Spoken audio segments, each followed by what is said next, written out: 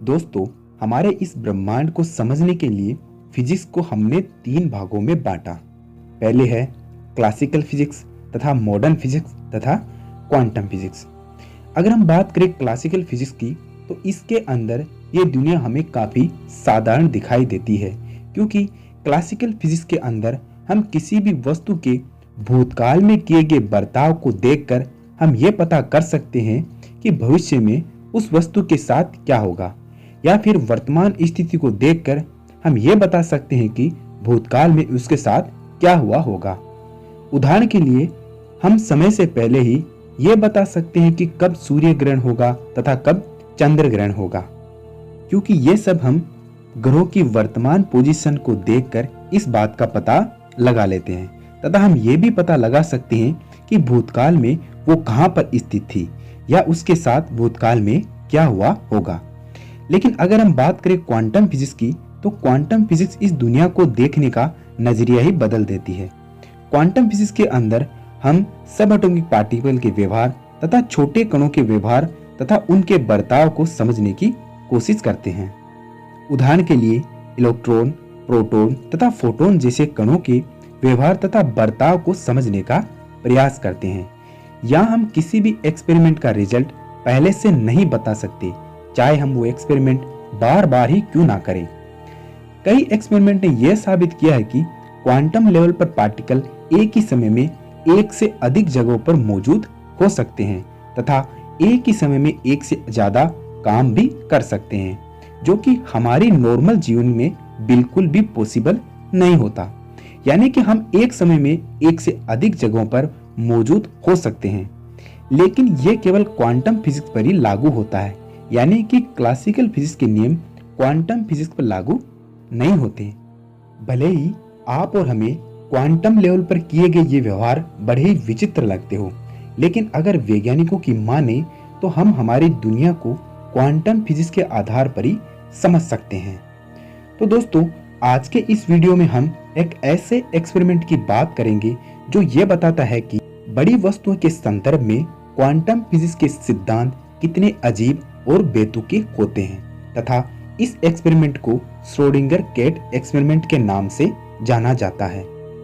Schrodinger ने यह बताया कि किस तरह से क्वांटम फिजिक्स क्लासिकल फिजिक्स से अलग है।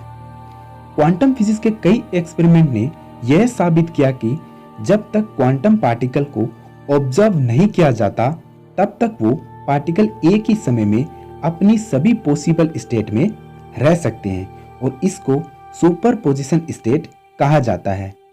जब भी हमारे उपकरण इनको ऑब्जर्व करते हैं तो उनका वेव फंक्शन कोलैप्स हो जाता है, जिसके बाद वो सभी पॉसिबल स्टेट में से किसी एक का चुनाव करते हैं तथा हमारे उपकरण उसी स्टेट को देख पाते हैं जिसे हम रिजल्ट कहते हैं। इसका मतलब हम ये पहले से नहीं बता सकते कि क्वांटम एक्सपेरिमेंट का रिजल्ट क्या होगा, क्योंकि हमें एक्सपेरिमेंट के दौरान अलग अलग स्टेट मिल सकते हैं। अगर ये एक्सपेरिमेंट सही है तो ये बात उस हर वस्तु पर लागू होनी चाहिए जो हमें दिखाई देती है, क्योंकि ये सभी वस्तुएं भी उन्हीं क्वांटम पार्टिकल से बनी हुई है।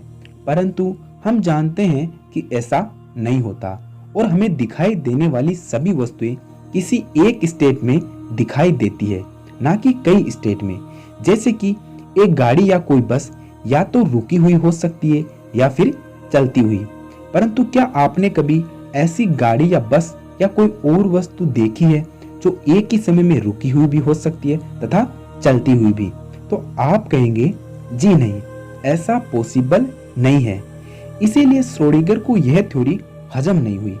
कोपेनहेगन इंटरप्रिटेशन के नाम से जाने जाने वाली यह थ्योरी तथा उनका यह मानना था कि बड़ी वस्तु के साथ में यह थ्योरी सही साबित नहीं होती। उन्होंने इस बात को साबित करने के लिए एक थॉट एक्सपेरिमेंट का सहारा लिया, जिसे श्रोडिंगर कैट एक्सपेरिमेंट भी कहा जाता है। तो चलिए अब समझते हैं इस एक्सपेरिमेंट को। इस एक्सपेरिमेंट में उन्होंने एक बक्से में जीवित बिल्ली को बंद कर दिया, और उस बिल्ली के साथ उन्होंने उस बक्से में रेडियो एक्टिव सब्सटेंस तथा एक जहरीली बोतल तथा एक हथौड़ी तथा एक रेडियो एक्टिव सेंसर भी लगा दिया। रेडियो एक्टिव सब्सटेंस ऐसा था जिसके डीके होने के चांस 50% थे तथा उस सेंसर में एक हथौड़ी लगी हुई थी तथा जैसे ही रेडियो एक्टिव सब्सटेंस डीके होना शुरू होता तो सेंसर उसे डिटेक्ट कर लेता और जिसके बाद वो हथौड़ी जहरीली गैस की बोतल पर गिर जाती जिससे उस बिल्ली की मौत हो जाती। लेकिन जब तक ये बक्सा बंद है तब तक हम ये नहीं जान सकते कि उस बक्से के अंदर बिल्ली के साथ क्या हुआ होगा। हो सकता है वो जिंदा है या मर गई होगी। ये बात केवल उस बक्से को खोलने के बाद ही हमें पता चल सकती है कि बिल्ली बच पाई है या फिर नहीं। लेकिन अगर एक बार को हमें इस एक्सपेरिमेंट को सुपरपोजिशन स्टेट नियम लागू करके देखें तो हमें यह पता चलता है कि जब तक ये बक्सा बंद हो तब तक ये बिल्ली अपनी दोनों प्रकार की स्टेट में हो सकती है, यानी या तो बिल्ली जीवित है या फिर मर चुकी है। मतलब यहाँ केवल दोनों ही स्टेट संभव है।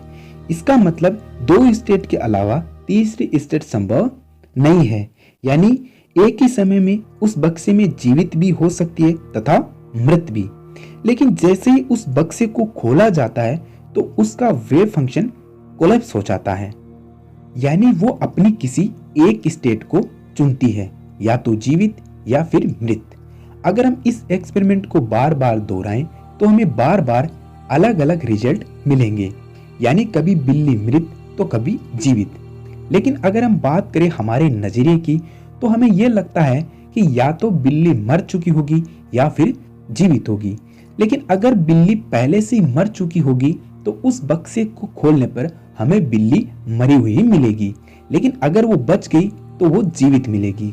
लेकिन ऐसा कभी नहीं हो सकता कि एक ही समय में एक साथ मरी हुई भी और जिंदा भी मिल सकती है, यानी कि इस बात का कोई फर्क नहीं पड़ता कि हम उसे ऑब्जर्व कर रहे हैं या नहीं। लेकिन अगर हम बात करें क्वांटम फिजिक्स की तो क्वांटम फिजिक्स हमारे नजरिए पर निर्भर नहीं करती। कई एक्सपेरिमेंट करने के बाद यह पता चला है कि क्वांटम पार्टिकल हमारी सोच से बिल्कुल अलग है तथा परे बर्ताव करते हैं। ये ऐसा बिहेवियर करते हैं कि हम अपनी जिंदगी में कल्पना भी नहीं कर सकते। दोस्तों, मैनी वर्ड थ्योरी नाम की एक बहुत ही दिलचस्प थ्योरी है जिसके अनुसार इस दुनिया में जो भी होने की संभावना होती है वो असल में कहीं ना कहीं घटित जरूर हो रही होगी। यानी कि इसका मतलब यह है कि अगर इस ब्रह्मांड में श्रोडिंगर की बिल्ली अगर मर चुकी है तो हो सकता है कि वो किसी दूसरे ब्रह्मांड में जीवित होगी। यानी कि जब बक्सा बंद था तो वो बिल्ली अपनी सुपर स्टेट पोजीशन में थी, यानी कि वो उस समय जीवित भी थी और मृत भी।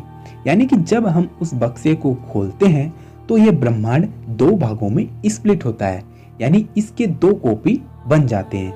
इनमें से एक में बिल्ली मरी हुई होगी तथा दूसरे में जीवित मिलेगी। लेकिन अगर ये थ्योरी सही हुई तो इसके गजब के इम्प्लीकेशन होंगे। तो आइए देखते हैं कैसे। दोस्तों, जब भी ब्रह्मांड में एक से ज्यादा विकल्प मौजूद होते हैं तो ये अपनी बहुत सारी कॉपी बना लेता है जहां वो सब कुछ घटित होता है जिसकी संभावना होती है। इसका मतलब इसमें एक ऐसी दुनिया का अस्तित्व भी होगा जिस दुनिया में हो सकता है कि हिटलर ने दूसरा विश्व युद्ध जीत लिया हो, या हो सकता है अगर आप कभी डॉक्टर बनना चाहते हैं या इंजीनियर बनना चाहते हैं तो हो सकता है इस ब्रह्मांड में आप डॉक्टर हो तो हो सकता है किसी दूसरे ब्रह्मांड में आप इंजीनियर हो, या फिर हो सकता है इस ब्रह्मांड में आप करोड़पति हो तो हो सकता है दूसरे ब्रह्मांड में आप गरीब भी होंगे। तो दोस्तों, इस तरह की क्वांटम फिजिक्स हमारी दुनिया को देखने का सही नजरिया है। वैज्ञानिक ये मानते हैं कि असली दुनिया क्वांटम लेवल पर ही समझी जाती है। तो हो सकता है जिस तरह से क्वांटम फिजिक्स के नियम क्वांटम लेवल पर लागू होते हैं तो हो सकता है कि कहीं और जाकर ये नियम हम पर भी लागू होते होंगे, क्योंकि हम भी उन्हीं पार्टिकल से मिलकर बने होते हैं जैसे कि इलेक्ट्रॉन, प्रोटॉन या फोटोन। और इन सब पर क्वांटम फिजिक्स के नियम क्लासिकल फिजिक्स से बिल्कुल ही अलग हैं। तो हो सकता है हम पर भी वो नियम लागू होते होंगे। दोस्तों, आज का वीडियो इतना ही। हमें दीजिए इजाजत। धन्यवाद।